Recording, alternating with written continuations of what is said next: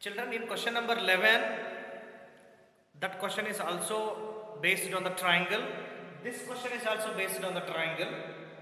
Here, they are asked us to find out angles. In the previous question, they asked us to find out sides. We found sides in the 11th question when perimeter was given. Total length of all three sides were given. Now, total length of all three angles are given. If it is not given, then also we should be able to know this. You should not forget this, children. What it is? Sum of angles of a triangle equal to 180 degree. You should not forget this. You take any triangle, measure all three angles in the triangle, add them, you will get 180 degree always. Any triangle you can take and measure all three angles, add them, always you will get 180 degree. It is universal truth. So what? Angles of all three, angle A plus angle B plus angle C, all three angles, if you add, you will get 180 degree. Each angle measures how much? We don't know. That we should find out. But they are given in the form of ratio. Angle A 3, B 5 and C 7. Sum of the angles of a triangle is given 180 degree. Given ratio 3:5:7. Sum of the ratio when you add 3 plus 5 plus 7, 15. Same steps we are following. Now we can find out the value of angle A, how much it measures. Ratio of A divided by sum of the ratio into total sum of all angles of a triangle. Right? Cancel with 15s a table, 15 ones are 15. 15 ones are 15, out of 18, 15 gone, 3 remains 30, 15 twos are 30. So 12 threes are 36 degree. You should write it in the degree because we are finding angles. We are finding angles, so answers you write down in the degree. So angle A measures 36 degrees. Right? Okay. Now let us find out angle B. Ratio is how much? 5 divided by total ratio 15 into sum of all angles of a triangle is 180 degree. Again repeat the same. 15 ones are 15, 15 ones are 15, 3 remains 30, 15 twos are 30. So 12 fives are 60 degree. So angle B is 60 degree. Angle B is 60 degree. Okay, let us find out angle C. Angle C, its ratio is 7. Sum of the ratio total 15. Sum of the angles of a triangle is 180 degree. 15 ones are 15. 15 ones are 15. 3 remains 30. 15 twos are 30.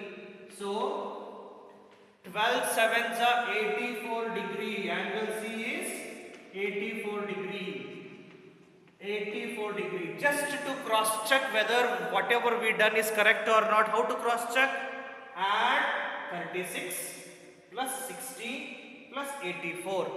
You will get 180 degree. So we are correct. Isn't it, children? Add angle A how much?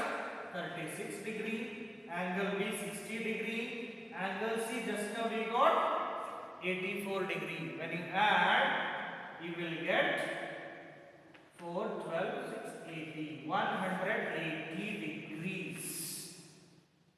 Correct? Okay. Let us go through these two new type of a question. Children, you must know two terms here. One is antecedent.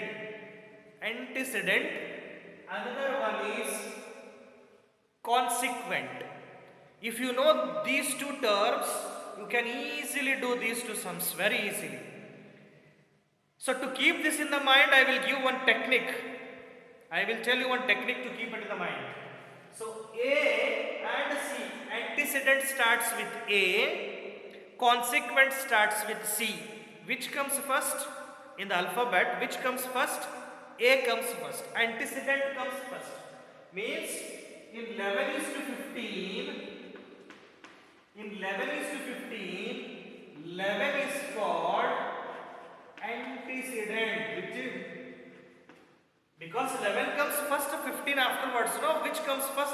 A, first letter antecedent. So this 15 is called consequent. Now understood? First number in the ratio, first number is called antecedent, starts with A, first letter, first number. Next is consequent. This understood. If this is understood, next is very easy. So this is given and only one antecedent is given, 121. Let us write down, children, that one first. 11 is to 51 equal to antecedent consequent, and this part only antecedent is given. Antecedent means we should write it first. They are asking us to find out consequent. Consequent means second number. Don't know. This we should find out. Okay. Let us convert these ratios into fractions. 11 by 15. This can be written as 11 by 15 equal to 121 divided by, fill in the blanks. We should find out that. How to find out? We should link to the numbers now.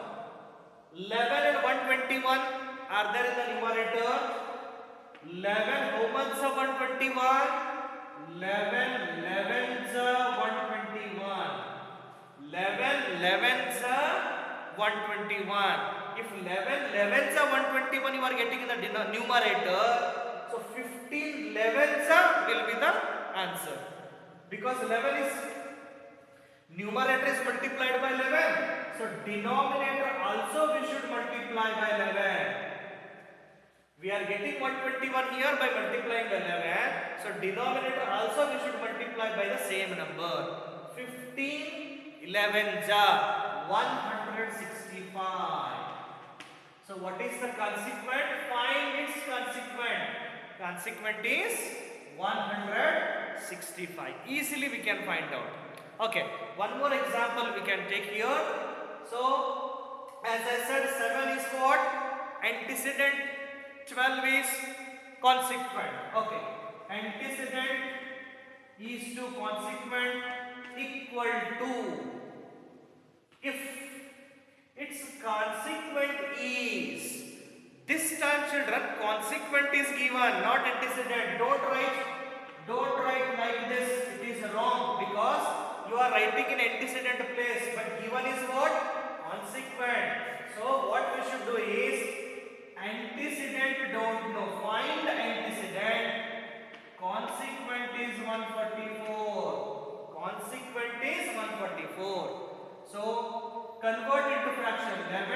7 divided by 12 equal to, we don't know, divided by 144.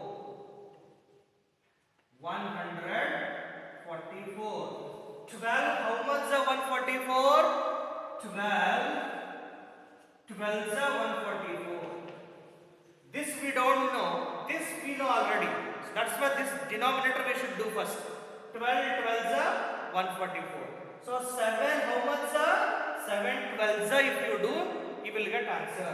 So 7 12s 7 12s 84. 7 12s 12 7s. So find antecedent. Antecedent is what?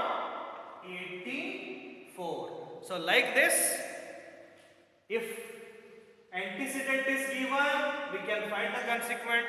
If consequent is given, we can find the antecedent. Understood? Okay, this completes your ratio part. That is exercise 8A completed. So in the next class, we'll go to the proportion. That is exercise 8B. Okay, thank you.